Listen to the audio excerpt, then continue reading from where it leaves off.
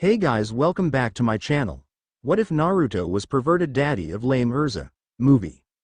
A world that is slowly losing its magical power. A world that uses devices known as lacrima to store magical power. A world that uses anima to drain vast sources of magical energy from other realms in order to provide magical power. A world that has disbanded nearly all wizard guilds in order to conserve magical power. A world that thrives and depends on magical power. A world about to be forever changed, because a stranger had just been invited to its hallowed halls. Perhaps invited was not the right word. There had been no formal invitation requesting his presence in Edelus, nor had he been invited there to begin with.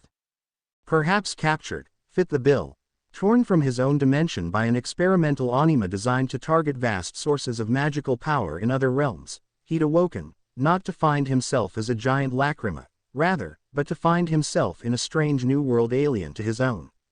Then the soldiers had descended upon and he'd awoken once more, this time to find his hands bound, his vision blocked by a black hood, and his entire body save for his feet wreathed in chains.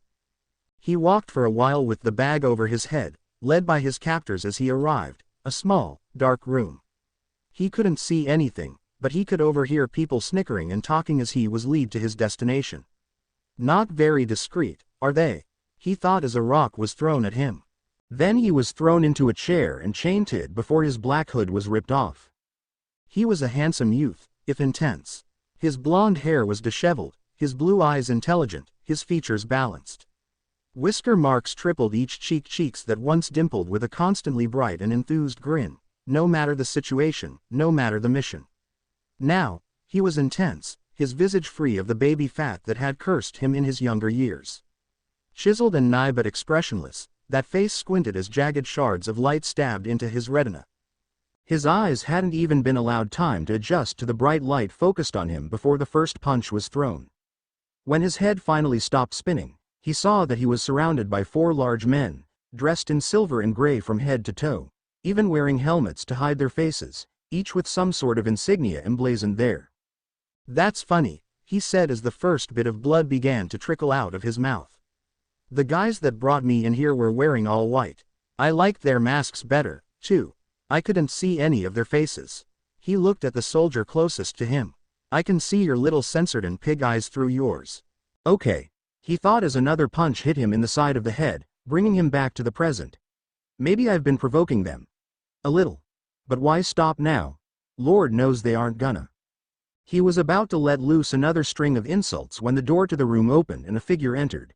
At this person's entrance, his 4 assaulters ceased the beatings they were doling out and stood respectfully still as the figure walked closer to the light.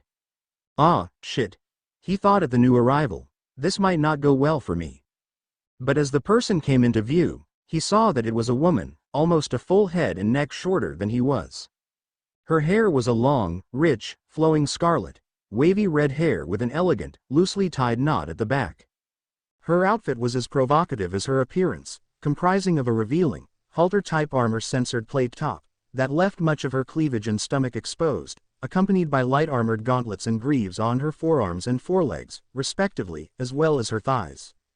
Last, but certainly not least in his mind he noted that in place of the soldier's restrictive garb, she wore a dark bikini bottom with a piece of cloth obscuring her hips. Complementing the outfit, dark and brooding, a scarf could be seen wound around her neck, but his attention had already been drawn elsewhere. "Is that a thong?" he wondered incredulously. "Well, at least the view has improved." "My name is Erza Nightwalker," she spoke with authority, bringing him out of his brief pipe dream. "I am the Royal Army Captain of the 2nd Magic War Division."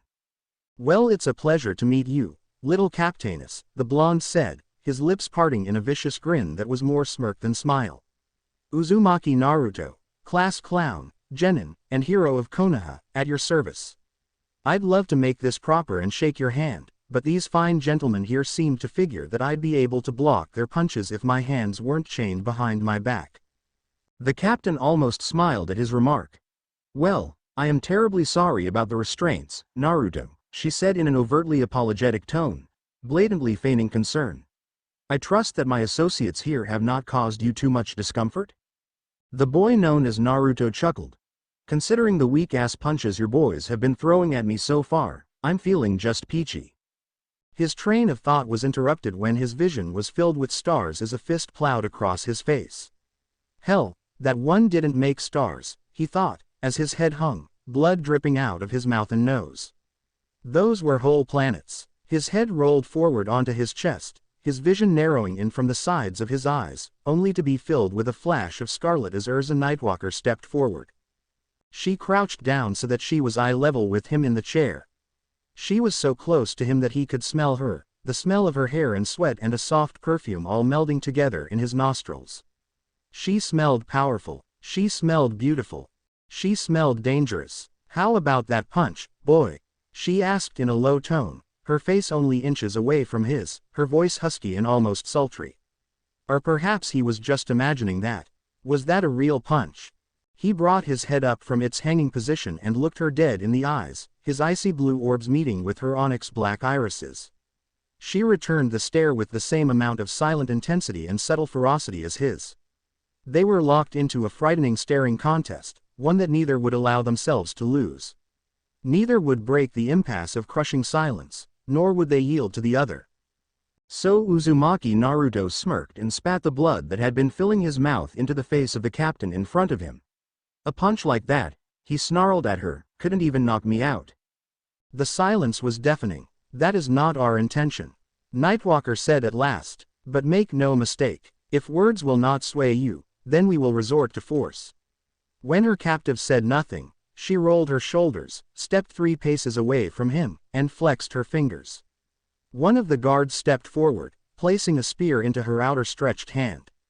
Inclining her head, Nightwalker turned, brandishing the clawed weapon at the blonde's throat. "You were going to tell me," she began, her voice firm, taut, brimming with overwhelming confidence, "what you were doing when we discovered you on the border of the royal city. As things are now, you stand accused of stealing magical energy from the people of Edelus and using it for your own personal gain." She folded both arms over her bosom, awaiting her captive's inevitable reply. She knew that he would break. She knew that he would bend to her will, as all men in this world did. No one could resist Erza Nightwalker, Erza, the fairy hunter. Not even King Faust was beyond the scope of her influence. It was only a matter of time now, because he would break. He would tell her what she wanted to know, and then, depending on the king's final judgment, he would either be harvested for magical energy, or left to languish in the dungeons for the rest of his young life. Her captive didn't so much as bat an eyelash. No. Erza's smile, smug and supreme, much like her countenance shattered like so much glass. Suddenly, she was incredibly aware of everything. Of her soldiers behind her, staring, their eyes boring into her back as they watched, stunned by their prisoner's defiance. Of her captive, staring at her, the ghost of a smile alighting upon his lips. Of her spear, inches away from his throat, ready to sever his head from his shoulders at the slightest provocation. Oh, how she wanted to crush him. She wanted to cut and stab and slice him into pieces. She wanted to eviscerate his body until there was nothing left but a pile of blood and bone. She wanted to do unspeakable things to him, to leave him on the brink of death so that he could heal. And only for her to beat him within an inch of his life again and again. Instead, all she managed was a small, weak-sounding, "What?" I said. "No," Naruto repeated stonily. "I have nothing more to say to you than what I've already said. One moment I'm in the middle of a mission with Sakura-chan, the next, I find myself sprawled out in a crater, here, and the next you and your goons drug me, trussed me up in chains, and led me off like I'm some kind of criminal." His voice had become increasingly agitated as he spoke, and now, it bordered on downright feral. "I'll tell you nothing," Naruto continued, his voice reduced to little more than a bestial snarl. "Now let me out of these chains and send me back, little captainess, or face the consequences." For a moment, his eyes held hers. For a moment she stared into them. Those windows into his soul, and trembled at what she saw there. Those eyes. She hated those damn eyes. They made her feel weak in the knees. They threatened to evoke such feelings from her that she'd never felt before. There had been something strange about them when she'd first seen him. Something deadly, something eerie, something foul, something lurked behind them, beyond them, and more, within them. Something cold and ethereal, filled with so much malice that it had truly, genuinely, frightened her. It was as if a great beast slumbered inside of him, or so she'd thought, roused by her persistent efforts to rile its master. A fierce, furious entity just itching to get out. When she looked at Naruto now, he appeared as exactly as he had then. A face so handsome in its sternness, its icy facade, belied by the gentle person underneath it. Only tonight, underneath his stoicism, deep within those burning blue eyes, was grief. Though it did not show on his features or in his voice, it was there as tangible as tears, as palpable as flesh. Abruptly, Nightwalker's smile returned. It would seem that the anima was a success, after all. She breathed, her relief returning as she resumed control of the situation. Though not in the way we had hoped. She allowed the briefest surge of satisfaction to flicker across her face as she watched disbelief and confusion cloud his features. Oh, yes, this was the way it was meant to be. She was in control once more, because she was always in control, and there was nothing anyone could do to strip that strength away from her again. Not this time. What the hell is an anima? Naruto asked. It is a magic spell that we use to draw magic in from Earthland. Nightwalker clarified, a twinge of pride touching her words. That is what brought you here. She'd half expected him to be mollified. He didn't even blink, let alone honor her with a response. Instead he just stared at her, orbs of brilliant, emphatic blue boring into unamused onyx with a terrifying intensity, almost as if he were searching for something there, hidden within her gaze. All right. Erza continued, cursing herself for the slight stutter. Now then, are you or are you not a dragon slayer? I beg your pardon. Answer my question. Erza none too subtly pressed the tip of her spear against the nape of his neck. If you are indeed a dragon slayer, then that would explain why you did not turn into a lacrima upon your arrival here. She wanted him to wince, wanted him to flinch, as the edge of her weapon pricked his skin and drew blood. When he did not, it sent her rage spiraling to new, destructive heights. Answer me. Her hand cracked across his face and sent him sprawling, chair and all. He groaned, the first real sound of pain she'd heard him make since their interrogation had begun. Elation surged through her veins. Superhuman or not, he could be hurt, after all. It didn't matter how many soldiers he had taken down during his capture. It didn't matter, because Erza Nightwalker was no common soldier, because she could hurt him. It was an overwhelming, empowering sensation. She reached down for him, gathered a handful of his hair in her fist, and pulled. This time he did not cry out, but she could see the pain, reflected in his eyes. She dragged him to his feet and brought his face close to hers, savoring the moment as she silently reminded that she was the captor, and he the captive. Your answer, she purred, her voice deadly soft like that of a stalking cat, if you please. A dragon, slayer. He spat at her through another mouthful of blood. I don't even know what the hell that is. I see. With that, she released him, righted the chair, and turned to face him, all in one smooth movement. Then there can only be one possible conclusion. And that would be? It seems that you do not have any magical power to speak of. There. She'd baited the hook. Now all that remained was for her prey, to bite.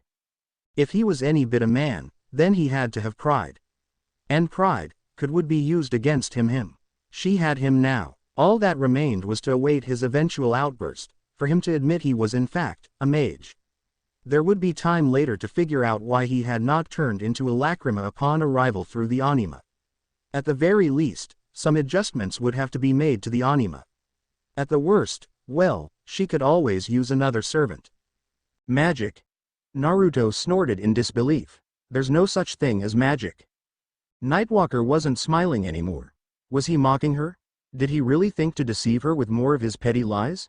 Did he truly wish to prolong his suffering? Do not lie to me, boy. She snarled through thin lips. Even a newborn knows the importance of magic in this world. Well, I don't, Naruto answered. It is foolish to resist the inevitable, Nightwalker continued. You will tell us. The only variable you control is whether you do so quickly or slowly. Her spear slashed a bitter bloody swath across his face, tearing into his cheek, biting deep into waist as she brought it around for a second sweep. Blood fountained forth from his lips, spattering across her face, and still, that small smile of his did not lessen in the slightest. Ain't nothing to tell, Naruto mumbled, his voice trembling, ever so slightly, his words taking on a gravelly edge. And I'd advise against hitting me again, were I you.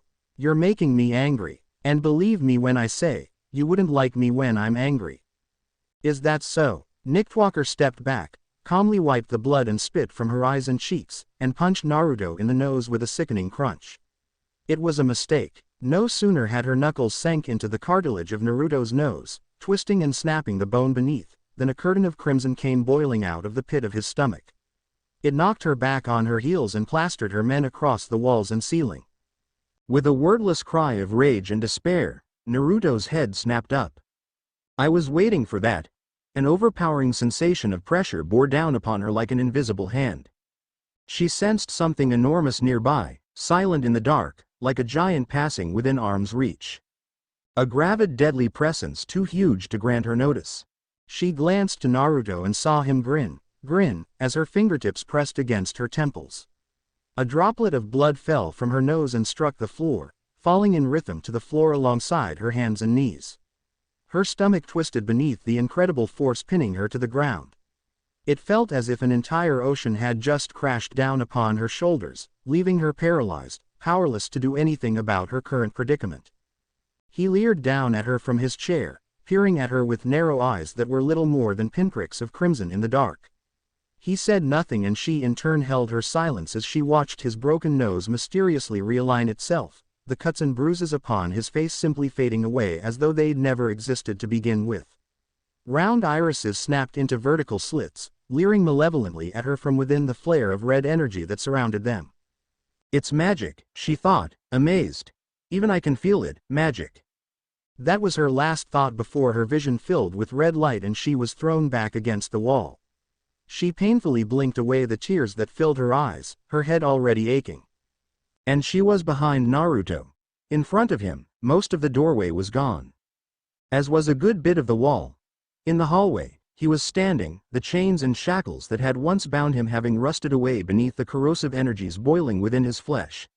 As she watched, as she bore witness to this hideous transformation, the crimson taint receded, leaving his skin all but boiled, as though he'd been standing in a pot of boiling water. And as she looked on, even those hideous burns receded into his flesh. Wait. Naruto stopped in his tracks, his face slowly appearing over his shoulder as he curiously regarded his once fallen opponent. A look of irritation crossed his eyes as he regarded the recovering woman behind him. I suppose I should thank you, woman. Your little interrogation provoked the boy so much that I was able to subvert the seal, for a moment. He spoke at her with a voice that was not entirely his own. The voice was hollow, mocking, but with a feral undercurrent that made the hairs on her neck rise up.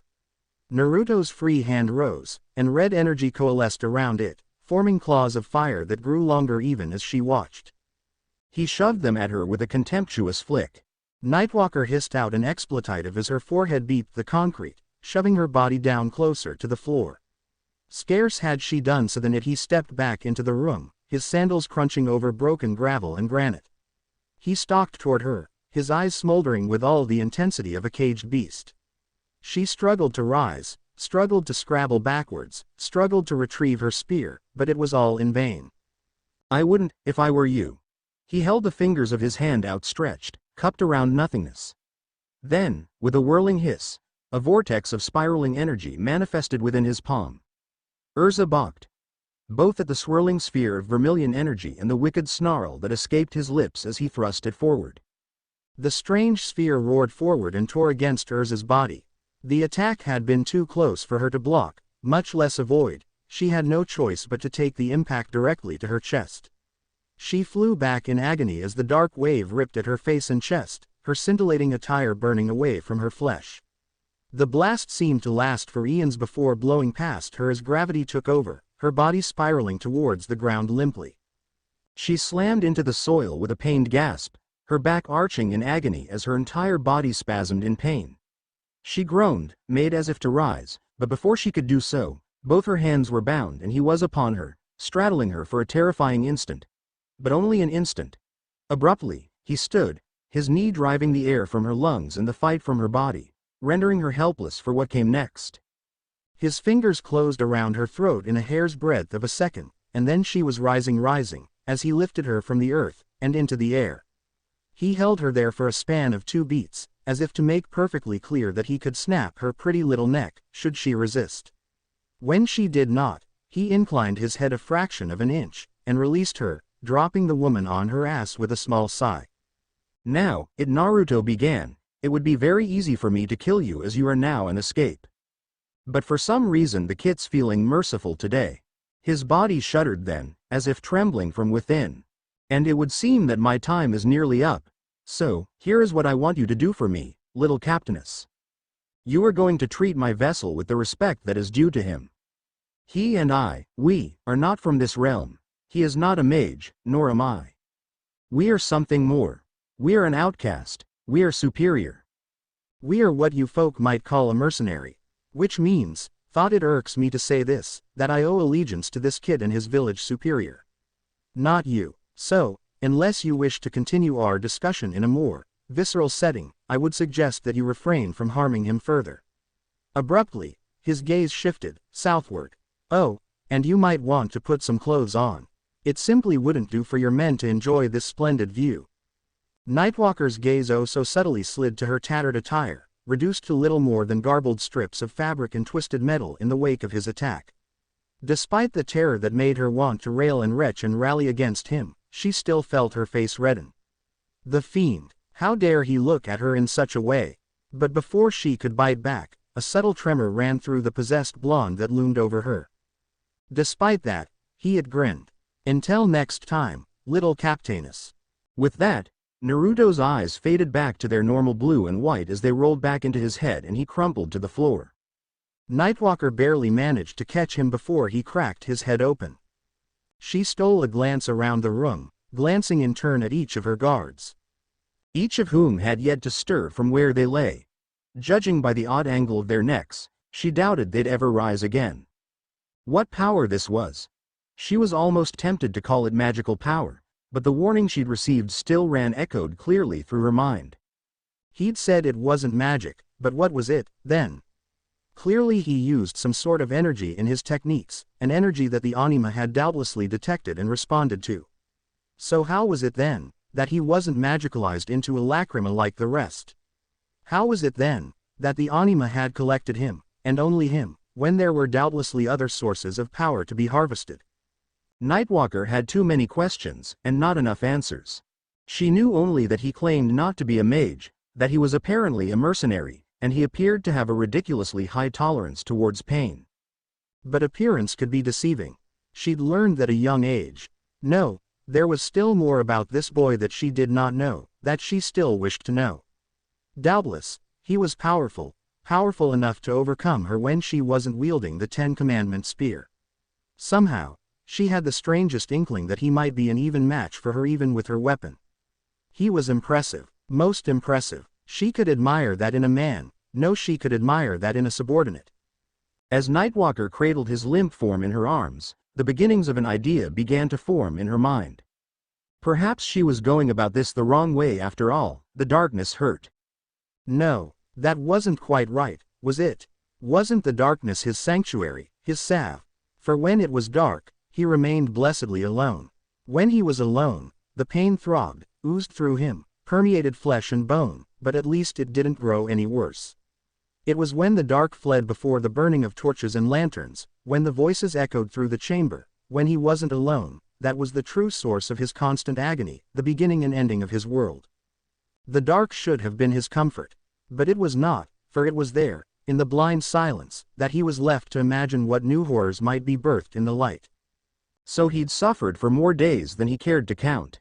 More days than he could count, for he'd been permitted to see no light but the flame since they'd brought him here, never felt the touch of the sun on his skin in this chamber of the deepest hell. Through it all he saw no other people save the leering Nightwalker, and the muscle-bound, empty-eyed cronies assisting her in her work and, far too rarely, the healers who would mutter a few words, apply a few poultices and herbs, ease his wounds just enough to ensure the prisoner wouldn't succumb before his next session. But there had been no sessions for several days now.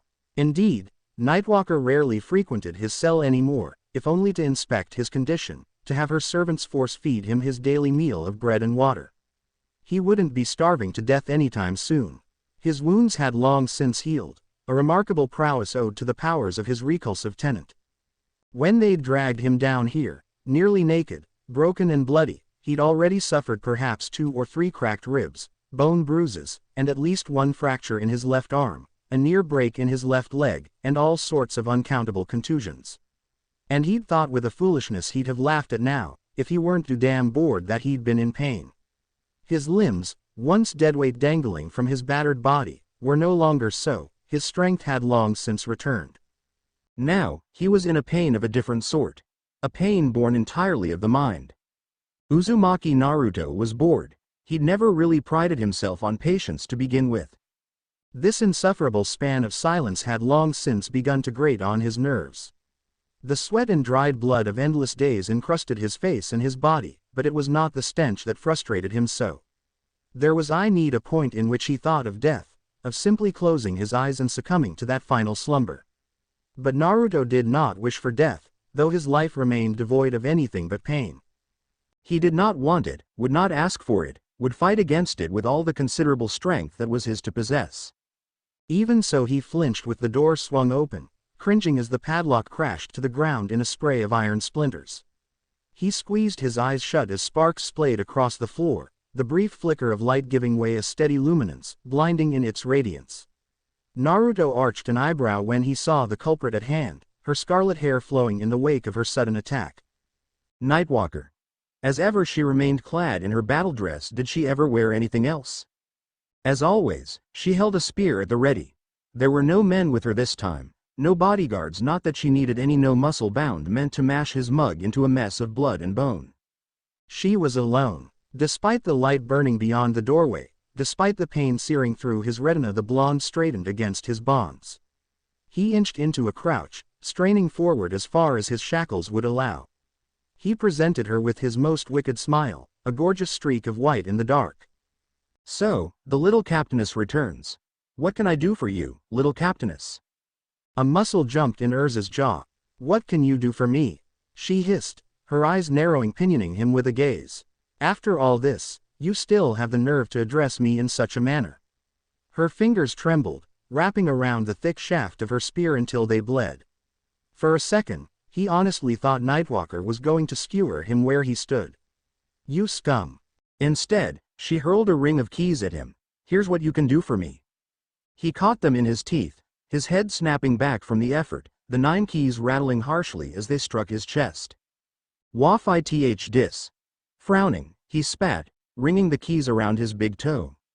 Sorry, let me try that again. What is this? You know what, never mind. With his toe alone, the prisoner wriggled the foremost key into one of the slots binding his left ankle. The manacle fell away with a thunderous crash. In the span of single second he'd unlocked his legs. His arms soon followed. Chains screeched in protest as they fell away from him, crying out in dissonant harmony as they struck the stone-hewn floor. What now?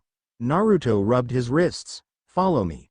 Yeah, about that. No much to her ire, the blonde folded his arms, crossed his legs, and sat right back down. I'm not really keen on following you anywhere, at the moment. Erza rounded on him in a blur of black and crimson, her spear lashing into the stone, mere inches over his throat. She loomed over him, supreme and confident in her understanding, certain that he, when presented with the potential prospect of freedom, would obey her every whim. Barring his refusal, her weapon could easily open his neck. Would you rather I resort to force? She prodded him with the point of her spear, opening a small slice in his neck, relishing in the brief glimmer of alarm as it bloomed beyond those blue eyes. Submit, Erza willed, with every fiber of her being as she peered into those eyes, the window to his soul. Submit, know that you have been beaten. Naruto laughed abruptly. It was a deep, throaty sound, sardonic in its amusement. Nightwalker tensed, readying herself for any trick he might have up his non-existent sleeve. Those eyes narrowed, blue melting into a scintillating shade of scarlet, inviting such an effort. He lurched upward at her, swatting aside her 10 Commandment spear as though it were a stick, snatching it from her hands like an angry parent would the toy of a petulant child. His words trickled up at her. Would you rather I kicked your ass a second time? Behind Nightwalker's pale skin, the slow flushing of her face looked almost like a growing forest fire, and she seemed literally unable to catch her breath. Oh, yes, she remembered. She burned at the memory of how soundly she'd been beaten. Unthinking in her exasperation, she lashed out in anger. It was a mistake. Strong fingers closed around her throat seconds later, hurtling her across the room to rejoin her weapon. Only her instinct, reflexes honed from years of brutal hand-to-hand combat, prevented her from falling back on her ass, nearly ending the fight right there. But it was already over. Naruto made no move to follow her, did not rise to the occasion. He simply sat there, calculating, observing her with eyes of sapphire and scarlet. In that instant she nearly forsook her plan, for what he'd done to her. Not once, but twice. It was humiliating. Her hand flew to her spear, snatching it up off the floor. Infuriating. It was only when the rage faded that Erza took a few deep breaths and, visibly struggling, tore her hand from her spear. She swore she heard a faint wail of disappointment from deep within the weapon. Casting all her rage upon it, she cast the spear down, and her anger alongside it. I did not come here to fight you. Is that so? Yes. She forced steel into her words, forced herself to be calm. I am asking you to come with me. Surprise dawned upon Naruto's face for only the second time that day. Well, when you put it that way, how can I refuse? Finally, I'll be needing some new clothes. The blonde pointed out, gesturing to the black and orange rags he wore. After all, you've pretty much destroyed mine, ya know. It occurred to Nightwalker then. His lack of clothing stark and abrupt now, as he stepped into the light. His tattered pants, falling apart the seams. His dismembered jacket, the sleeves long since removed, hanging open to expose a lightly muscled chest. He was actually almost, maybe sort of, cute. Why, you'll get them. Erza sputtered, doing her best to conceal her own blush. After you submit to the terms of your release. A small tick appeared above Naruto's eye. I knew this was too good to be true.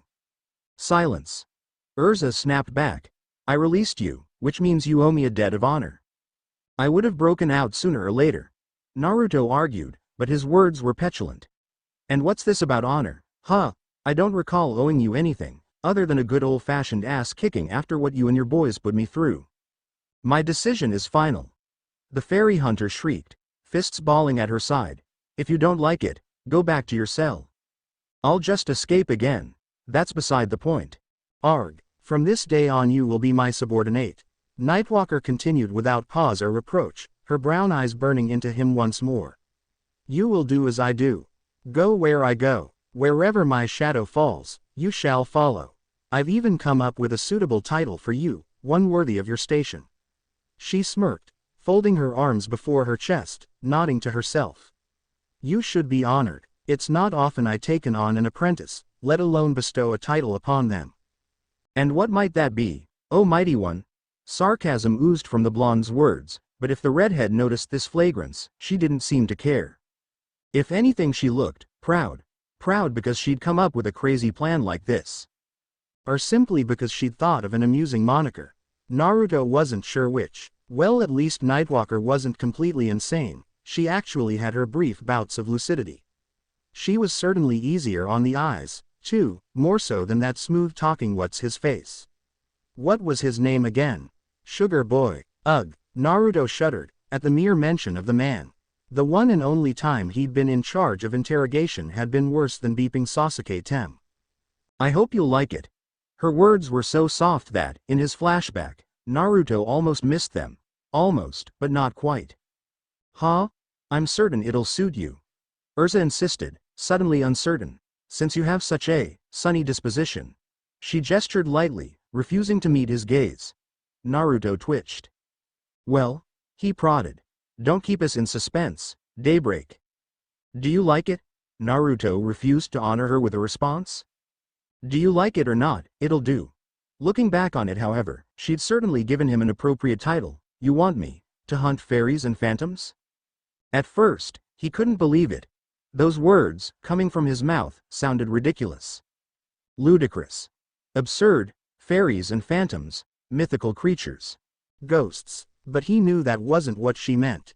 Nightwalker had told him everything of his world, answering all his questions and supplying him with fresh clothes in return for his aid. There was only one problem.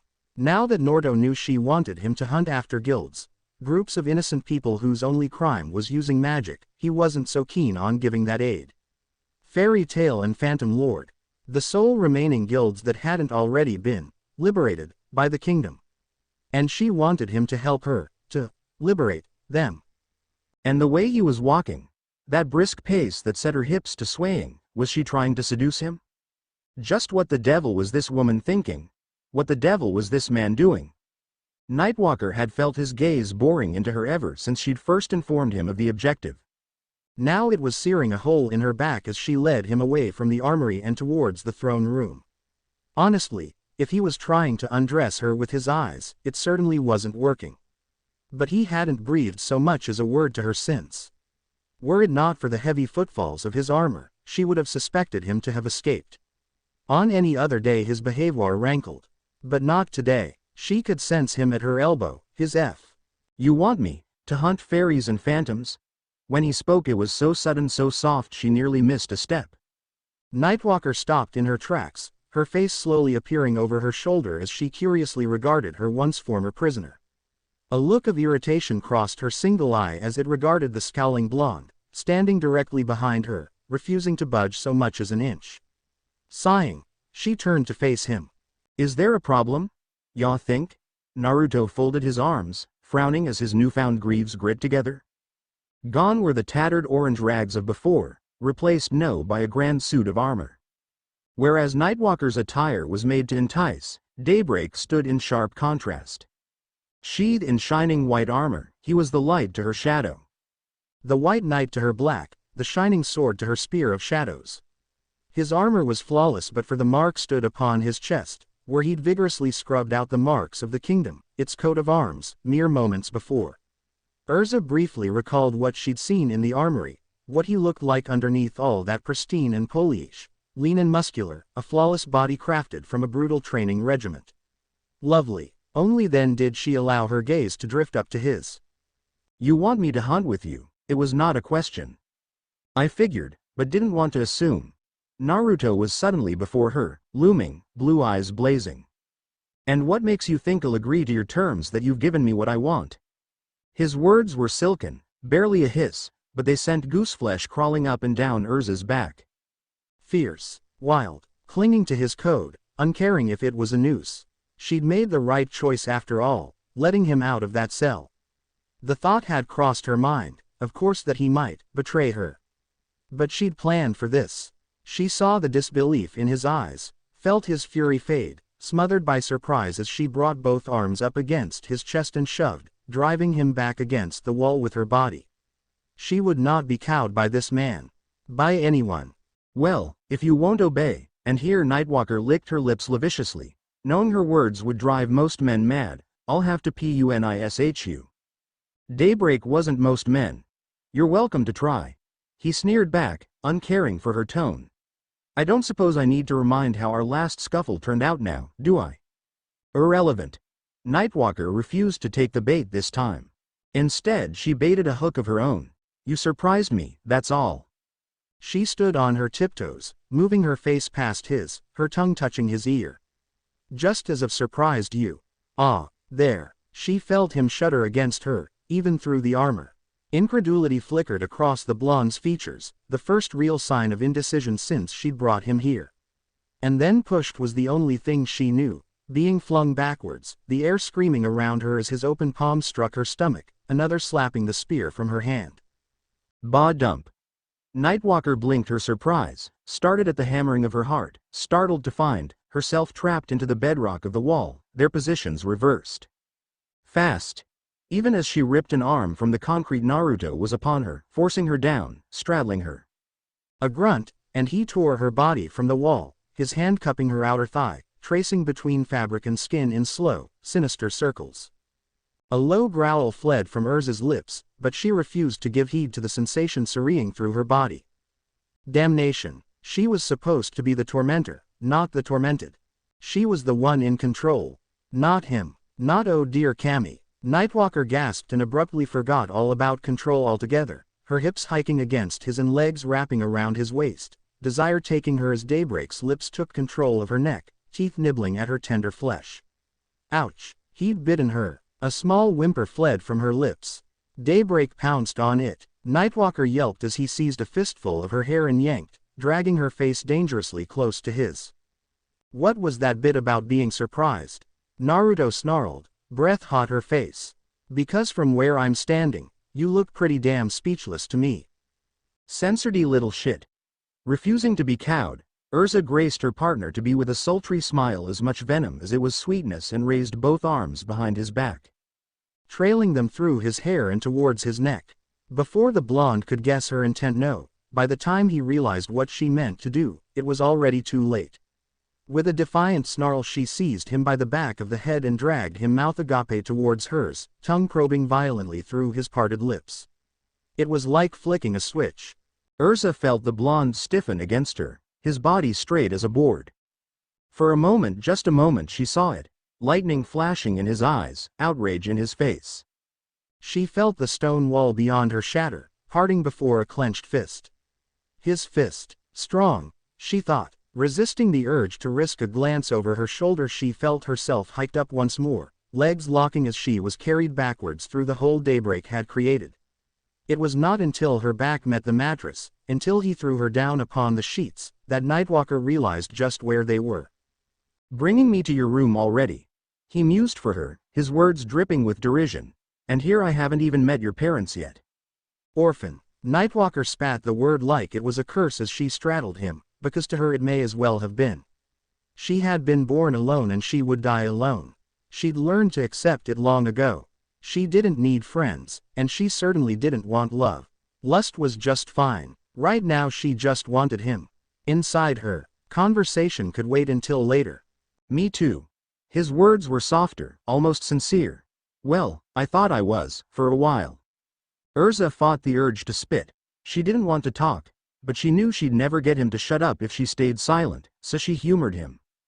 Is that so? She dragged his trousers off, restraining a small whimper as his nimble fingers invitingly plucked at the edge of her panties, straying toward her clit. Tease. I'd never would have guessed. Just like that, his fingers fell away, denying Nightwalker her release. Erza wanted to scream at him, but she carefully suppressed her emotions as the blonde loomed over her. What the hell is that supposed to mean? You seem more like a stick-up-the-ass overachiever to me. Nightwalker didn't give her words so much as a second thought. She'd never had the need. Until now. For the first time the blonde's emotionless veneer cracked as he let out a primal hiss of hate. The sound sent shivers down Nightwalker's spine. But nothing could have prepared her for what came next. Nothing, as Naruto hissed at her, his face twisting, contorting in a cold rictus of fury. Get off. What? I said get the censored off, he lashed out, and Nightwalker recoiled with a snarl of her own, flopping backwards off the bed and onto the floor. Erza rolled with the blow, surprised by the stinging pain in her cheek. He'd hit her, struck her. Most women would have wept at that. They would have shed tears and blubbered and bawled.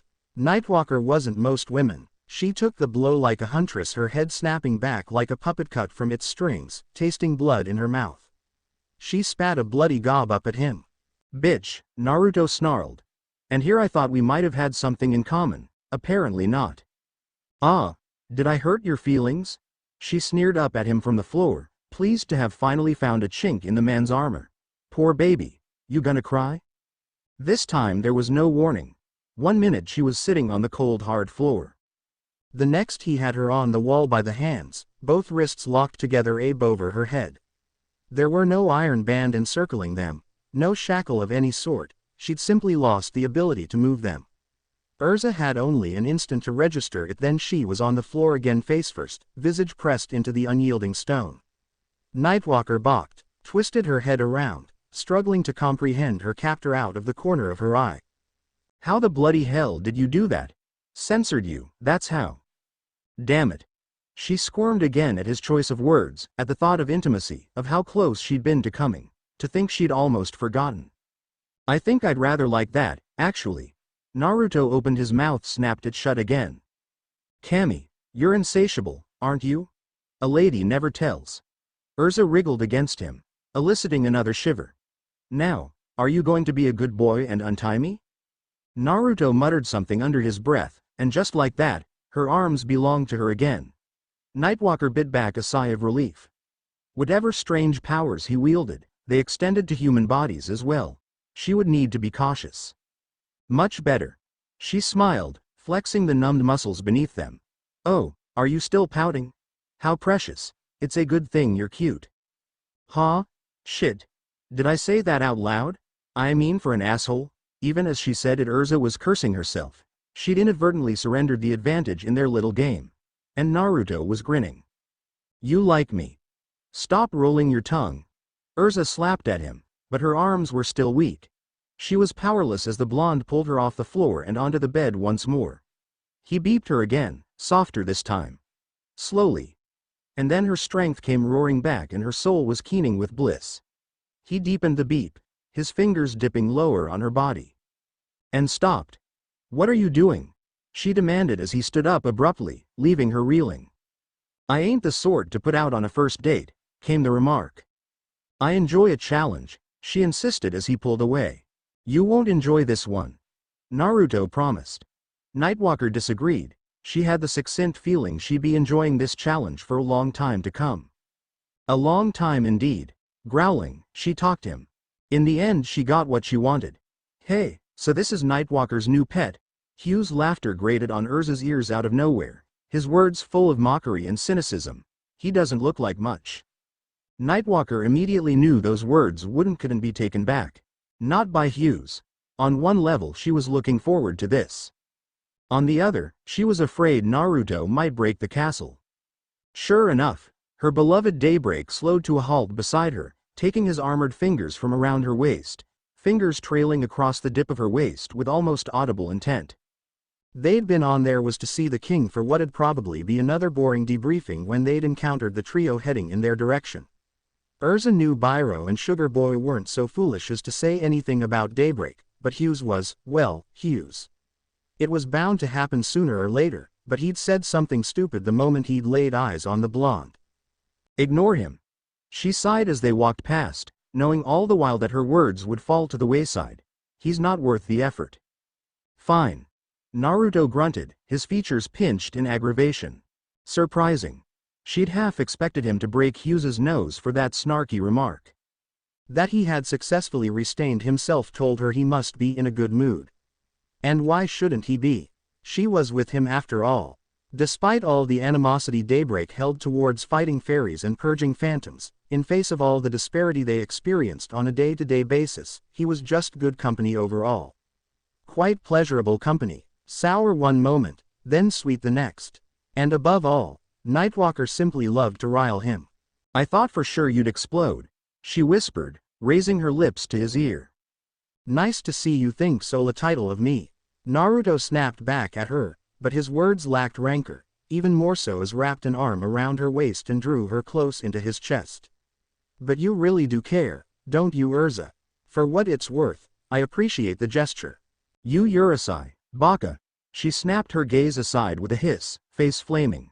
They'll hear you. I don't have a problem with that, he purred, do you? Not really. Perhaps it was the afterglow of his gaze clouding her judgment, but in that moment Nightwalker found genuine enjoyment there in his arms. It was not an unpleasant feeling. There was just something different about being held when you weren't all hot and sticky from making love that felt right. Gentle, even. Naruto could have easily crushed her spine with his superhuman strength, yet instead he cradled her against him, his arm all but encircling her chest, pulling her face forward into his armor. Incredibly, she could his heart beating, even through the thick metal plating. Its steady rhythm whispered comfort and reassurance, reminding Erza that for all those who hated her, there was one man who still cared. Someone just had to ruin it, though. Apparently he's a coward, too. Hughes called at their backs. It was like flicking a switch. Naruto spun around and retracted his arms from her, molars grinding together in a rare bout of anger. That does it, Daybreak, don't. Erza laid a restraining arm upon his shoulder. Naruto threw it off. You're not the boss of me, Nightwalker. Her pride irked, she challenged him still further. As I recall, you agreed to listen to me, remember? Like an iron trap, Naruto's gaze locked onto her own. The sheer intensity of his stare, the sudden ice in his expression, was enough to silence any doubts she might have pertaining to his state of mind. In that instant of terror, nothing moved, nothing breathed, nothing at figure seemed to all but swallow up the darkness of their halls, light shimmering around the edges of his shoulders. And then he spoke, voice black as pitch, eyes cold as the coldest winter. He hissed out softly, I'm going to censoring enjoy hurting him. Understand? Hey, pretty boy. What was that? Growling, Naruto stalked back the way they'd come. Even without his armor, Nightwalker's whiskered warrior stood a good head taller than Hugh's. With his shining suit of gold, he was practically a giant. And as she'd experienced during the last few weeks, his temper was just like a giant's, truly something to be feared. Nearly a month had passed now since she'd first gotten the blonde into her bed, not to mention her. And although he had yet to meet the infamous trio, there was a first time for everything. Naruto frowned, leering down on the fool who dared insult him. This Hugh's character didn't look like much at all. In fact, you, sir, strike me as a cheeky censored waffle. Naruto said nothing more, but he struck like a serpent, yelling his fury and giving his body the sharp countertwist that made his kicks so blindingly fast and powerful. Even Nightwalker, who was looking straight at him, barely saw the strike. Naruto's shin crushed against Hugh's knee. Crushed it backward. The crunching squish of a joint being obliterated split the sudden silence. It took everything Erza had not to guffaw openly. She'd known Naruto was going to give the man a beating, but the last thing she'd expected was for him to cripple the spiteful fool in such a manner. It was hilarious, not to mention incredibly arousing. Hughes crumpled to the ground, gawping, gasping, eyes agape. What have you done? He shouted at Naruto, aghast, clutching at the ruined limb. What have you done? Side characters should be quiet, Naruto observed softly. His now scarlet gaze slid across Sugar Boy and Bairo, raking over them like hot coals. Would you care to add anything? No, sir. Then shut the hell up and get out of my way, he pushed due. Impressive, Nightwalker observed as the pair escorted the wailing Hughes from the room. I didn't know you intended on embarrassing him like that. Naruto refused to face her, much to the redhead's displeasure. Oi, she frowned, glowering when the blonde refused to respond. Are you even listening to me? Daybreak. She reached for him, her fingers closing upon a pristine shoulder. That was a mistake. Single quote. This was her only thought, her only existence, as Daybreak rounded on her, violet pupils narrow and fierce. Honestly, his eyes changed more than his temper. What had he called them? Rinne something. Rinnegan, that was it. She'd seen him grind unsuspecting guards to gory smears with just a glance. Now she was terribly aware he could do the same to her if he so chose. Now you listen, and you listen good.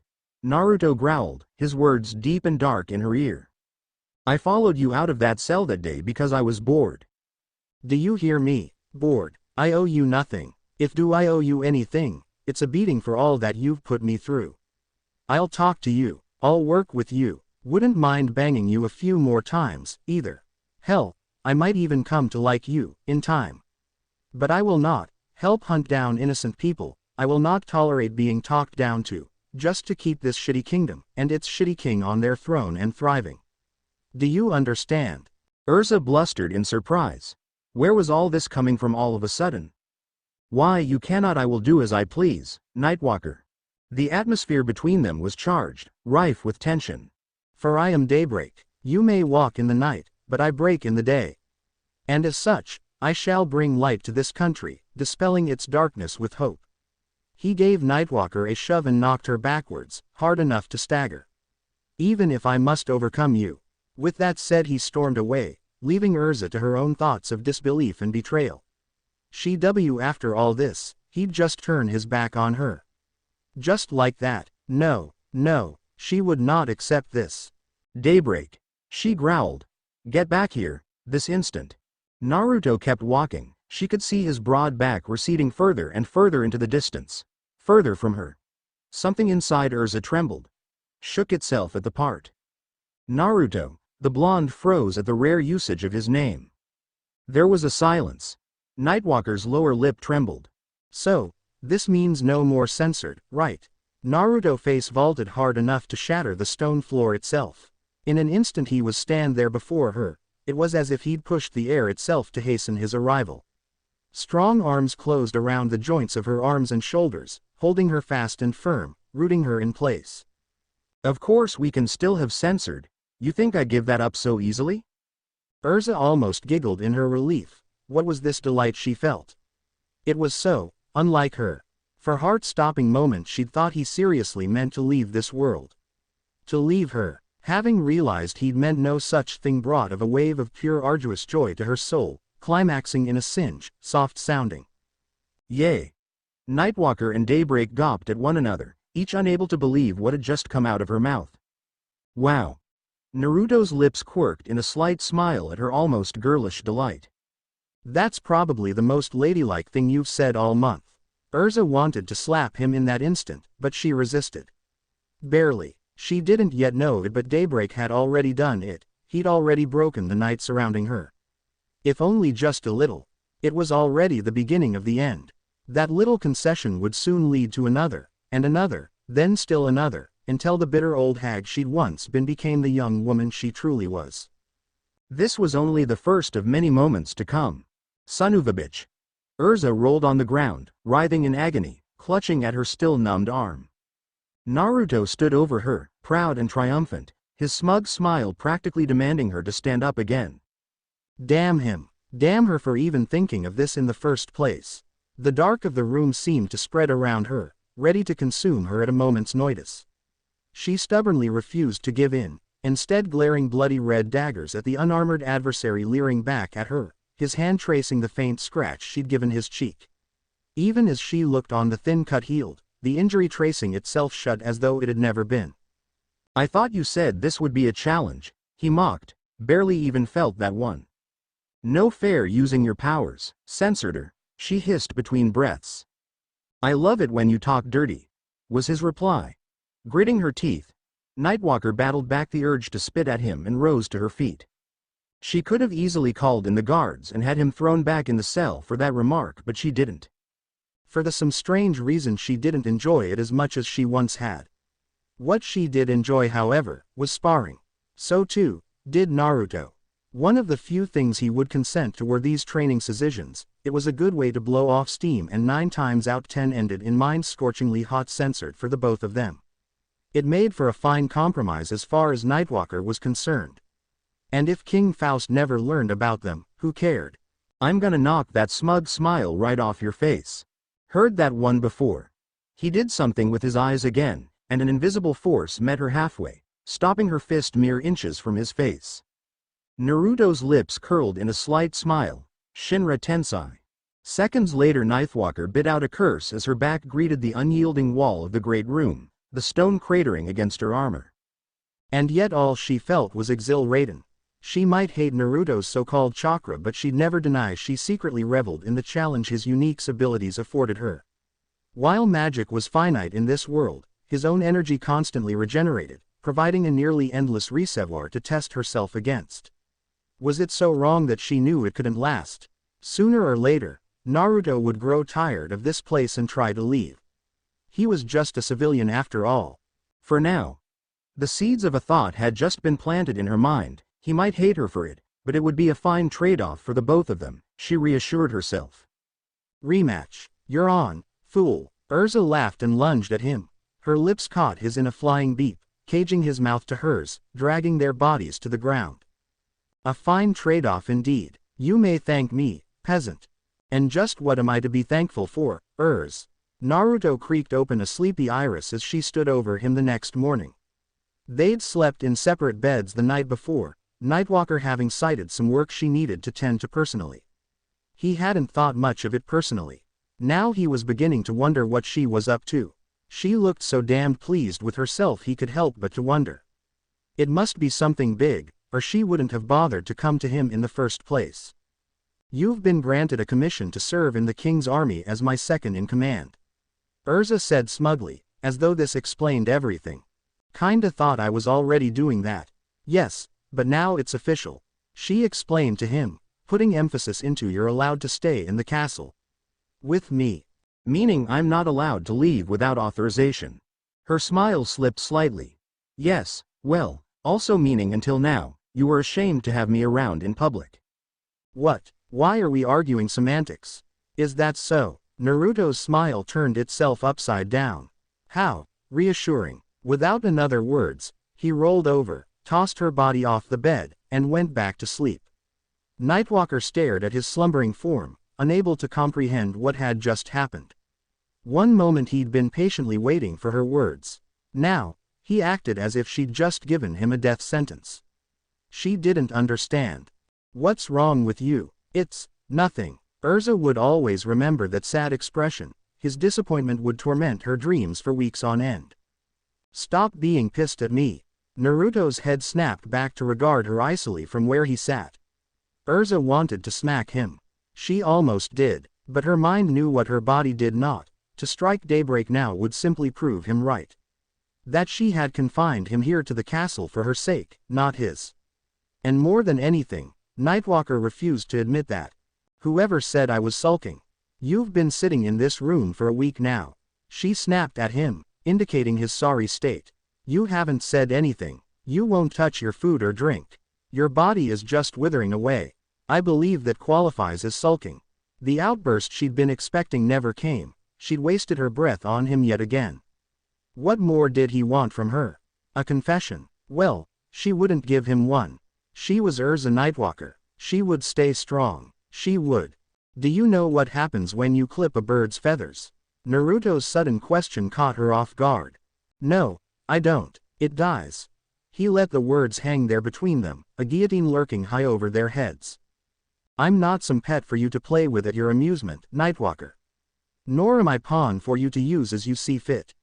I'm a human. She opened her mouth to reply and her jerked upwards, his body uncalling like a cobra, exploding into violent motion.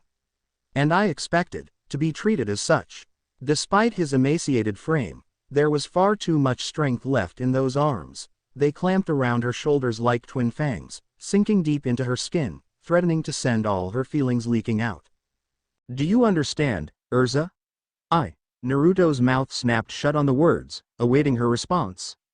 I wanted you to stay by my side. She could barely force the words through her tears. Was that so wrong of me? Another silence hung between them, softer this time. No, it wasn't wrong of ya. He shook his head. Just don't try to confine me next time. He beeped her then, his lips touching hers for the lightest instant. But on another note. Do you have any food?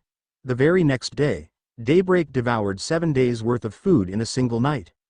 Hey. Naruto looked up from the magazine he'd been reading. Edalus Digest. For a shitty magic-stealing kingdom with an asshole for a king, they had a surprising amount of literature. But that wasn't the point. The point was, among other things, that Erza hadn't had his ass tossed back into the cell for doing basically nothing for what was it? 6 months now? He'd flatly refused to help her in any and all regards to the hunting of innocent and powerless mages, badmouthed the king, and he was still alive. Granted, there was nothing they could do to harm him thanks to these newfound eyes of his, but still. But he digressed, having little else to do, now that he'd made up with Erza and received permission to come and go as he pleased within and without the castle. He and Kurama had taken to reading to pass the time when they weren't training. Until a certain redhead had interrupted them. Well damn. The kitsune whistled in his head, prompting his partner to see what had caught the old bastard's eye. Wah. Nightwalker was looking at him most strangely. Come to think of it, she was dressed strangely, too. He almost didn't recognize her, with her hair down and out of armor, that unruly curtain of crimson boiling down her back to nearly reach her knees, a few stray bangs held captive before her dark hazel brown eyes. In place of her armor and tunic she'd turned to something downright simple, having donned a pair of black sweats and a crimson tee emblazoned with the words Hod B****** H proudly upon the bosom. Gods, she was just begging him to remove it. Where the devil had her armor and ponytail gone? Now that he thought of it, what was she even doing here in the study in the first place? Shouldn't she be out raising hell while he secretly supported the resistances, or something? Had she found? Now Naruto remembered. Today was one of those vacation days she'd been taking with increasing frequency as of late, days when she didn't scour the kingdom for the remaining magical guilds. Fairy tale. She too held a book in her hand. She hid it behind her back before he could see the cover, but he did catch a glimpse at a single word. Parenthood. Wait a second. What the devil was she doing with a book like that? Erza never, ever read anything outside of combat manuals. Swallowing the rising bile in his throat, Naruto folded the magazine in his lap and fixed the ravishing redhead with his most placid stare. Yeah? Nightwalker squirmed beneath his gaze, her cheeks dusted the lightest. How do you feel about kids? Kids? He had a vivid vision of little Erzas running around at his feet. Ordinarily such a thought would have pleased him to no end. But then he realized he could barely handle one Nightwalker, and just the thought of raising an entire horde of them made him just a touch uncomfortable. Daughters. Just the thought made him shudder. Oh, and Lord help him if he had a son. He'd been such a little hellraiser when he was young. If his kid turned out anything like him. Naruto promptly blew a smoke ring and passed out before he could finish the thought. Nightwalker blinked at him in disbelief. Daybreak. Daybreak. Nightwalker snarled his name in the same vein as his fist closed around her arm, restraining her from dropping one Lucy Heartfilia to her death. His eyes were like chips of diamond, boring deep into her soul. She held back her feelings, refusing to let them surface in the midst of this silent contest. Naruto's gaze strayed to those of his fellow blonde, his teeth flashing in a disarming smile. You'll have to forgive her, miss. She has an awful temper sometimes. Now, Erza-chan. Let go. He hissed. Fine. Even as Naruto realized his mistake and improper words, Erza released her grip upon Lucy's wrists, leaving her to plummet into the nothingness below. Naruto's cry of disapproval cut like a knife through her heart, just before a winged blur cut across her falling figure at the last instant and carried her back up into the heavens. Baffled, the blonde let them go, unable to believe their luck. Or was it luck at all? Just now, you knew the Exceeds were there, didn't you? He asked. Erza refused to admit that she had, instead she glanced in the opposite direction. You're too soft, Naruto. When Erza turned to look again, he was gone. Nightwalker couldn't believe it, she had lost, and no just to anyone, but herself. Herself. Her own double, to Erza Scarlet. Here she lay battered and beaten, her clothes stolen by that faux doppelganger of herself. The thought of it made her seethe, causing her fingers to dig into the single towel left behind her counterpart, drawing blood. Curses. Curse herself. Curse the king. Using the anima to extract magic from Earthland had been his idea, and it had given them nothing but trouble from the beginning. Now this new, Earthland fairy tale, was tearing everything down around their ears. Nightwalker. Her auburn gaze snapped up at the sound of Daybreak's voice, her gaze darting this way and that in a vain attempt to find where it was emanating from. Where the devil had he been hiding all this time? Watching their fight, no doubt, Kono hentai. When she startled, slightly alarmed to find the blonde materializing from the stone wall's floor several feet away her, its surface rippling like so much water before his passage. He looked just as though he'd just seen a ghost. But didn't I just pass you? He glanced back at the corridor from whence he'd come. That was Scarlet, idiot. Oh God, then that means I beeped. You did what? How I was supposed to know? Naruto sighed. She looked just like Ya. You even smelled the same, although she wasn't nearly as good a beeper as you. Oh, that lightened her spirits a bit. Wait, she beeped you? Yeah. Here he tossed her a fresh set of clothes. Make yourself decent before you destroy that towel. Nightwalker practically snarled as snatched them out of his grasp. No one beeped her, man. No one. Certainly not this two-timing imposter. Snarling, she snatched a knife from his nearby thigh holster and brutally cut it across her crimson locks, slashing them to shoulder length. She felt a pang of loss at her beautiful red hair, but this was the only way to be absolutely certain that Naruto would never again mistake Scarlet for her, his rightful lover. Wah! Naruto purred behind her. You look good even with short hair. Thanks. She allowed herself a brief moment of tenderness before the red-hot rage came boiling back in. Now. I swear to God I'ma kill her. Know what? Nightwalker was brought up short by his words. What was he talking about? Where was the sense in this? I said no, Naruto repeated sternly. I won't let you kill yourself. Erza is Erza, no matter where she comes from. You fiend, are you saying you care for her just as much as me? Exactly. How could I hurt someone with your face, huh? Naruto blinked, alarmed to find a splotch of red spreading across his stomach. Nightwalker leered at him, realizing too late what she had done. In her fury she'd stabbed him with the very knife that he'd given her. She stared at him for a long moment, unable to believe what she'd just done. Erza, Nightwalker didn't look back, she just ran. She fled, fleeing from him as fast as her legs could take her. Die, bitch. Scarlet didn't understand why Nightwalker was so angry. Or how she'd become so powerful. Nightwalker's spear seemed to swell before her vision, growing closer and closer despite her best attempts to ward it off. These people of Edelus were insane. They'd run into one another hours later. Now her doppelganger was coming at her hard and fast. Spears clashed with armor time and still time again, each seeking the advantage over the other but to no avail. For all the forms of her spear, the other Erza was able to match her evenly. What's your problem? Scarlet demanded as she hastily fended off a trio of strikes from the deadly spear. They fought for what felt like an eternity. It might have been only a few minutes but to Nightwalker it was far longer. Finally they pulled out all the summoned their most powerful. They collided with all their might, her ultimate spear against Scarlet's strongest armor. Both shattered. Pain. Nightwalker was left reeling in the aftermath, her outfit torn to pieces, her mind swimming as she clutched the shattered shaft of her weapon. The 10 Commandments spear had been broken. No, she hadn't been beaten again. She hadn't. Refusing upon refusal, she glared bloody red daggers at Scarlet. Her sole solace was that the other her had also lost her final armor in their final collision. But this wasn't over. It would never be over so long as one of them was still standing.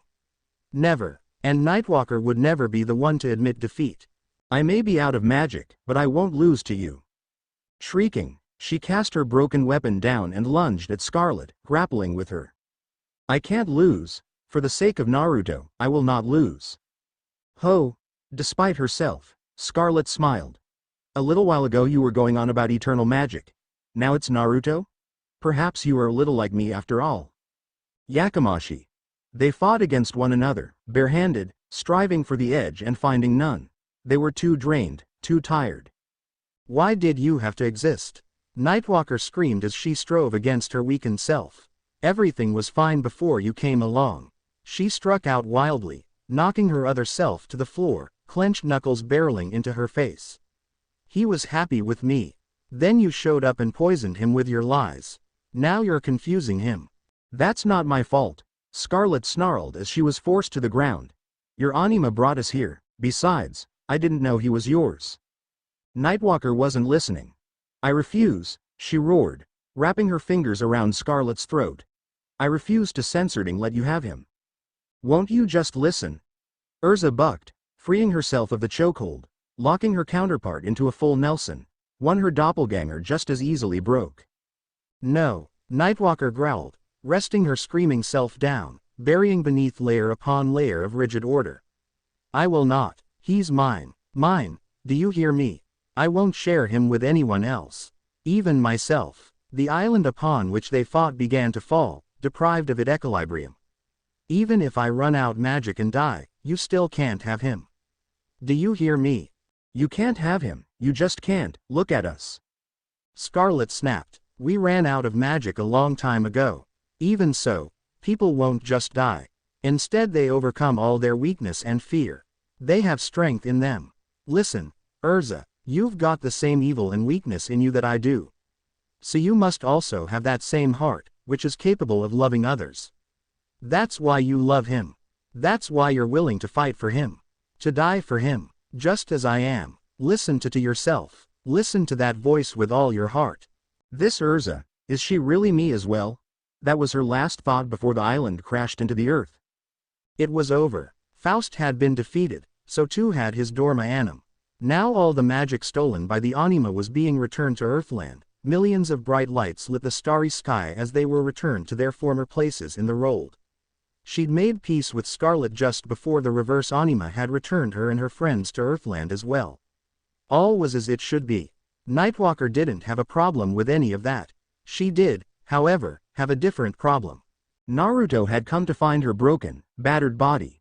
Even after she'd stabbed him, he'd still come for her. Again, that wasn't the problem. This was. Oh. He swore suddenly, blinking as he cradled her in his arms. Well, I wasn't expecting this. Nightwalker blinked in surprise, because her beloved was now glowing as well. It was as if his body were being lit from within, the light carrying him away from her. His feet were slowly leaving the ground. It was as if he'd kept himself rooted this entire time through force of will. But that will was beginning to falter with each passing second. He drifted further and further away from her. Desperate, she grabbed at his hand, tethering to him Daedalus, and not the sky. It wouldn't last. Even now she could feel him slipping out of her grip, ascending into the sky. So you're leaving me, too? Erza felt the tears budding in her eyes. No, she wouldn't let him. She wouldn't. After all this? Hey, it's not like I asked to leave, ya know? Naruto sighed. She could see him struggling just to hold onto her hand. I don't know what's going on either. Damn it. She felt the tears coming again. This time she was powerless to stop them. Don't go. I love you. Something about those words rocked him to the core. She could see it in the way the sage's sorrowed smile resolved itself into a stern frown. Erza, don't move. Nightwalker didn't have time to blink. She barely even breathed before the blonde jerked a hand toward his face, most specifically, his thumb. Sharp canine teeth bit down. Hard. Blood spurted between them, but before Erza could ask what he meant to do, her partner whipped out a scroll from his pack, the parchment unfurling as he jerked his arm violently towards her. With a rustling his thumb rippled across the blank surface like water, frantically scrawling letters across the pristine surface. Her curiosity and sorrow mounting, Nightwalker opened her mouth to could ask him what he meant to do. Daybreak flung it at her. She felt herself being compacted, growing smaller, her body shrinking to a pinpoint of brilliance, and then darkness. Daybreak. This was Nightwalker's first thought as something tore her from the blackness of the void and returned her to the world. Wet. That was her second as she struck the muddy soil, her body instinctively curling against it, whatever it was that had brought her back. Cold. Her third thought was thus as the raindrops struck her skin, sending silent shivers shooting down her spine. She was full-sized once more, and others were crowding on her, encroaching upon her personal space. She couldn't see their faces, cloaked in shadow as they were. What's she doing here? A familiar voice asked, Scarlet. And then she had no time for further thought, because Daybreak was nudging the others aside. They stepped aside for her, and not a moment too soon, because the former fairy hunter launched herself at the blonde faster than any magical bullet could ever hope, her arms wrapping around his neck in a loving hug. Ah, love. Naruto stiffened only for an instant, surprise scrawling across her every feature, then he grabbed her up in his arms and whirled her around, saying her name over and over as if he wanted to hear it forever. Erza. A moment passed. Then Naruto reciprocated, snatching her up in his arms, beeping her with an urgency that almost overwhelmed her. Nightwalker felt the tears before she realized she was crying. Here, safe in his arms. Tears of joy. Of relief. Of everything. Here. The only place she could really truly call home. In hindsight, adjusting to life in Earthland proved surprisingly easy for Erza. That didn't mean it felt right. Makarov and the guild readily accept her as one of their own, and Naruto alongside her. With his abilities, the man was already something of a legend amongst Scarlet and the others. They didn't care whether his ability derived from chakra or magic, nor the fact that he'd refused to join unless Nightwalker was admitted as well. Family was family. You never turned your back on them. That suited them just fine. Not so much for Nightwalker. Joining a guild, rather than working to annihilate one, swiftly proved was an exercise in patience for the redhead, but it was a work in progress. It was even more uncomfortable when she knew half the faces there. These Earthland mages were amazingly strong, not unlike their Daedalus counterparts. And Scarlet, she had thought the woman was something before, but the way she ruled over Natsu and Grey with an iron fist, alongside her love of strawberry shortcake, something they both loved, continued to remind the redhead that her own doppelganger wasn't so different after all. Still, the master had accepted her wholeheartedly, and with Naruto at her side, what more could she ask for? Yet despite that fact, sometimes she still woke up crying at night. Last time it had taken Naruto nearly an hour to calm her down. It was strange. She'd never been this emotional before. What the devil was wrong with her? Somehow, Nightwalker couldn't help but feel like a child who'd been kicked out of home by a father who was now too busy raising a new family to care for the older one. She'd been usurped. Her home was gone, and she could never go back. Not with the anima destroyed. She was effectively stranded here, a stranger in a distant land, with nothing, not even magic, to call her own. Naruto would always be there for her, though more than a comrade and an ally at arms, more to her than someone with whom she shared her sheets. Someone she loved. Naruto didn't want to be anything less, apparently. Ever since her soft confession to him back on Edalus, their fragile rapport of censored intermingled with the occasional violent spat had begun to strengthen. One might even call it a real relationship now. Granted, he hadn't brought her chocolates or flowers, and he certainly hadn't taken her on a date, but he made her feel special. Loved. Hell, if he could forgive her for stabbing him in a fit of jealous rage, she was fairly certain he could and would forgive her for just about anything. Not that she was willing to test those limits, mind you. Nowadays, she was even almost comfortable with him in public. When he wasn't pounding the basics of chakra or something else, into her very flesh she found him to be quite devoted. A one-woman man, who had no interest in polygamy or anything of the sort. He wanted her and her alone. No one else. Erza's heart raced at the thought. Her soul soared and blossomed like a budding rose in a midsummer heat. Once again, she was reminded just why she loved this insufferable man. Oh, did she love him? His feelings for her were soul-shattering and hers earth-shaking. As much as she might loathe to admit it, she'd gladly move mountains for him. She'd never say it aloud, not in front of others, but she was utterly his. Mind, body and soul. Perhaps she had been his from the moment they'd met and he hers, but hadn't realized it until fate had threatened to tear them apart. She almost didn't realize where her feet were carrying her until she slammed into someone. Muttering an apology, she stepped around them without a second glance. She'd been wandering around Magnolia for most of the day with little else to do until Naruto finished his surprise. Yes, surprise. He'd been ecstatic about it when asked, but had given her very little detail in that regard. He told her to simply have some girl time with her fellow mages whilst he made the preparations. She'd censored at him senseless, trying to wheedle the information out of him, but he hadn't uttered so much as a peep. Infuriating. Not to mention the whole idea of girl time was completely lost on Nightwalker. Lucis' idea of it was shopping, Levy's writing, biscuit shooting. Juvia was too busy fawning over Gray for such things, and Scarlet had surprisingly offered her a spar, one that ended decisively in her favor with Nightwalker's 10 Commandment spear still in shambles. Supposedly Naruto had a plan to fix the damn thing, but those asides, if that was Scarlet's idea of girl time, then she was welcome to it. She'd only ever accept defeat from Naruto, and even then only begrudgingly. No one else. As if to mock that very sentiment, someone grabbed the hem of her dress. That irked Nightwalker. Ordinarily she preferred to wear armor, but Naruto had been insistent, one of the few hints he'd leaked to her. He told her to dress up, and so she had. Wear something nice, he'd said. So she'd tried to do just that. But she hadn't anything to wear. It wasn't as though she'd brought her wardrobe along from Edalus, and since she lacked a job or any sort of funds to procure one, she was stuck. She'd been in quite the pickle until Scarlet had stepped in. "You can have one of mine," she'd said. No change, she said. Now here she was out on the town, clad in a little black number that would have left most men drooling, and others dead of nosebleeds. That was, of course, the point. Nightwalker cut a striking figure in that little black dress with pumps. She'd never be caught dead wearing heels, and alone at night on a deserted street was just asking for trouble.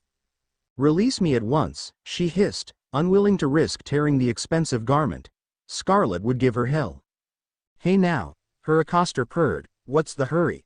It was the man from before, she realized, belated. He was handsome in a way, pale skin and black eyes, tall, dark and handsome. She might have even found him cute if she didn't have a certain blonde warming his sheets. As it were, his stare was a tad unnerving, all the excuse she needed to shake herself free from his affections.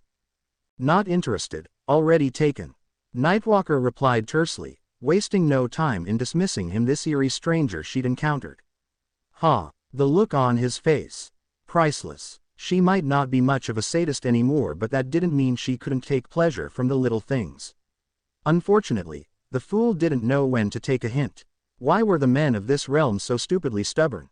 Was this fool not used to rejection? Didn't he know how to take a hint? Come on now, don't be like that. There was a touch of anger in his tone. I just want to talk. It unnerved Nightwalker. Ordinarily she'd have murdered him by now, but no, apparently Fairy Tail frowned on that. A bunch of sissies, they were. If you killed your enemies, they couldn't get up to threaten you again. She'd had difficulty conforming to that policy as of late. You see, my benefactor has me looking for someone.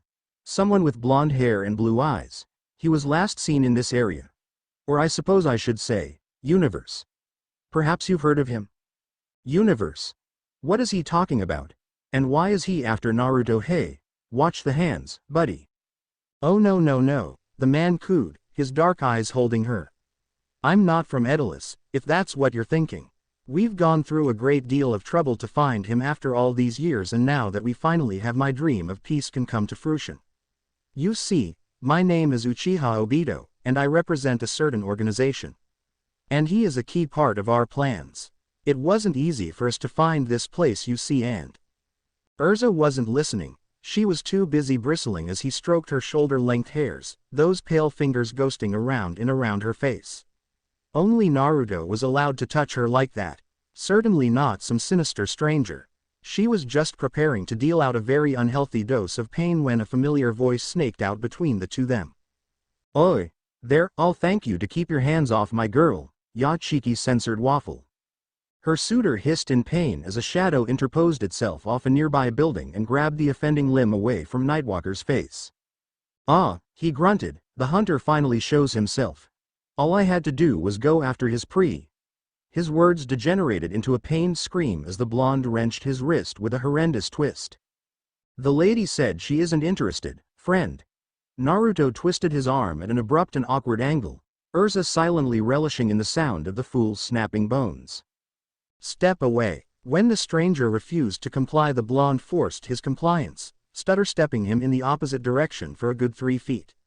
Then he wound up and slugged him right proper through an abandoned building. As a final insult, he brought it down on his head, effectively burying the strange man in the debris.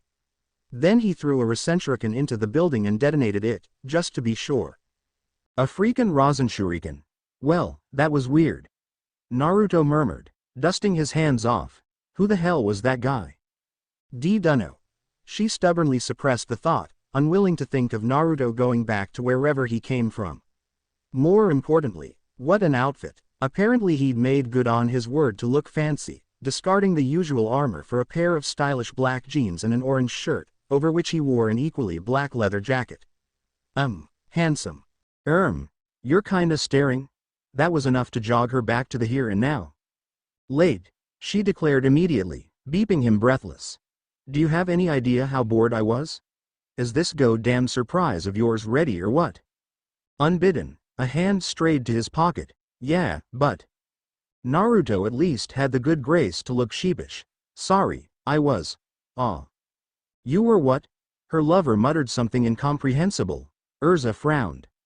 Sorry, didn't catch that. Spirit-proofing the place, he muttered. Erza stared at him for a moment, disbelieving. Then laughter bubbled up inside her like water from a spring. Color exploded onto her cheeks and she jabbed a finger at him in childish glee. Ha ha ha, she cried loudly. I knew it.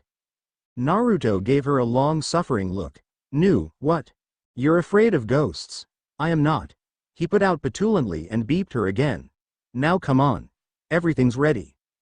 Nightwalker let out a tiny mewl of protest at being denied further affections, but said nothing more, instead allowing herself to be led away. What on earth was he up to? The hell is this? Nightwalker regarded the dim candlelight room balefully, peering at the white table and tablecloth as if she were afraid they would rear up and try to bite her. A glass of wine had been placed at either side for each of them, a pair of plates laid out for either, and on one of those plates, oh my god. She very nearly squealed in delight when she saw the strawberry shortcake perched upon her dish. Clever bastard, luring her to the table with her favorite treat. She'd get him back for that little trick of his, that she would. Restaurant or not, it seemed that every member of Fairy Tail had chosen to come out tonight, and in the presence of so many new and familiar faces, she felt just a touch uncomfortable. This, Erza-chan, is a date, Naruto replied, pulling out a seat for her as they reached their table. Reluctantly, she took it. She'd squeezed into a little black dress and been accosed for this. "Look, this is awfully sweet of you and everything but." She was just about to protest, when Naruto got down on one knee. Time simply ceased to be. "No," she whispered, thunderstruck. "No, you censoring don't." Impossibly, Naruto's grin grew. "Erza, I've been doing a lot of thinking lately. It's been a year since we've met, and a really crazy one at that. I know we've had our ups and downs among other things, but at the end of the day, I just can't think of anyone else I'd spend the rest of my life with. I know this is kinda sudden, but guess what I'm trying to say is, will you marry me?" Erza's heart stopped. Then it leapt into her throat. She tried to speak, but all that emerged was a wordless sob, her hand flying to her face in a vain attempt to stifle the sound. She was suddenly aware of all eyes upon her, 1,000 different sounds all stilled in that instant, just for her. Slowly she stood from her chair, woodenly, not taking enough care. A single word fled from her full lips, leaping out there to shatter the silence like a hammer against glass. Yes. Naruto had been expecting a resounding no, by the point. So it was completely unexpected when she assailed his lips in a flying tackle and dragged him to the floor. The sheer passion behind her beeps almost caused him to drop the ring. He narrowly managed to hold on it by wrapping his free arm round her waist and supporting himself with his elbows. Cheers erupted all around them, thousands of voices clamoring for their attention in that instant. Erza barely heard any of them. "Yes, yes, yes, yes," she gasped between beepies. "1,000 times yes, you censored bastard, you." "Whoa. Hey. This isn't the place for that. And why not?" She paused, giving him a scorching smile. There are people around?" The brash rehead continued to smile. "Don't care," and promptly assaulted his lips again. That settled it. Dates were overrated. Marriage wasn't, neither was this. Erza twiddled her thumbs nervously as she approached her favorite blonde not 2 weeks later, her body drenched in cold sweat beneath her gown. How on earth was she going to tell him this? No, don't hesitate. Be strong. Just come right out and say it. She had to be strong. Fearless. To hesitate was to admit defeat in and of itself. She was Nightwalker. She feared nothing. But then why did the ring on her finger feel like it weighed 10,000 tons? Why was her heart pounding like the great drums of a hunt, her own blood booming in her ears? And why, oh why was she so goddamn scared? She could barely breathe, let alone think. The image of the test burned like a brand in the back of her mind. She should have known. Should have realized it when she started getting emotional and after that's, the god-awful morning sickness. But she hadn't. She'd put it off, ignored it, tried to cover it up, until now, when it was no longer an option. Every step was agony, descending the stairs of their home at a snail's pace. Agonizing, the very idea of it enough to send silent shivers shooting down her spine. Steeling herself, she spoke. Uttered his name, Naruto. The shinobi looked up from his one-armed push-ups, sweat still slicking his naked chest. Despite herself, Nightwalker licked her lips. Goddamn, it was almost enough to distract her, but not quite. Scarce had she smiled than the fear took her again, rattling her to the very core. Supposedly the S-class trials would be beginning within the week now, for which the blonde was working to improve his stamina, but that was the furthest and most distant thought on her mind. "I've got something to tell you." He didn't cease his routine, but his eyes remained fixated upon her. "What's up?" What the hell's wrong with you?" He laughed lightly. "You look like you just saw a ghost." "Wait, you didn't, right? Damn it, I thought I'd gotten rid of all them." Darn ghosts. Every time I get rid of them they keep coming back." "I'm pregnant, you asshole." There was a silence, then. "What?" Naruto turned 3 shades of white. "It's a girl, I think," Erza murmured, flushing. She didn't say how she knew, she just knew. To his credit, Naruto lasted almost 5 seconds upon hearing this. He lay there, still perfectly perched on one arm. Erza almost though he might not pass out at the mention of offspring. This time, sadly she was wrong to that effect, as no sooner did her fiancé hit the 5-second mark than Cammy. Then he blew a smoke ring and passed out, leaving a stunned Nightwalker to gasp at her beloved's prone form. "Not again, thanks."